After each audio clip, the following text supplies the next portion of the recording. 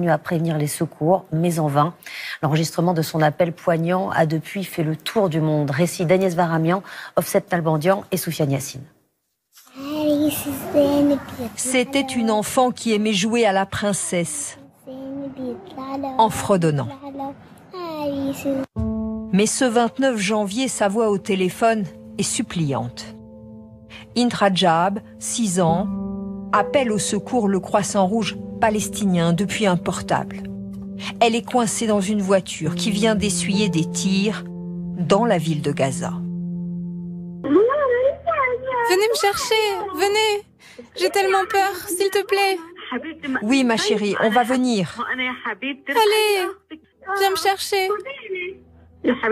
On va venir, mais on ne peut pas tout de suite.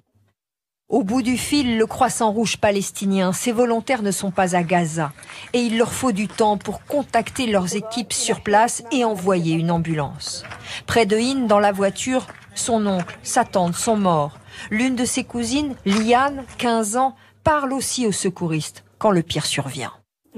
Il y a un char, il nous tire dessus. Cachez-vous, cachez-vous. Liane décède. Int est blessé et supplie encore pendant 3 heures au téléphone. L'ambulance arrive enfin et voici ce qu'il en reste. A-t-elle été pris pour cible?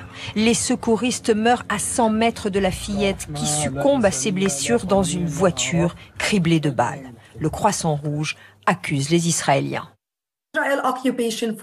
Les forces israéliennes d'occupation doivent répondre du crime qu'elles ont commis contre cette fillette de 6 ans et nos secouristes qui tentaient juste de la sauver.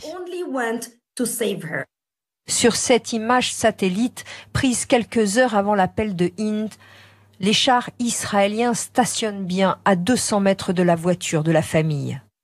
Tsahal affirme ne disposer d'aucune information sur la mort de la fillette, devenue l'un des visages de la tragédie de Gaza.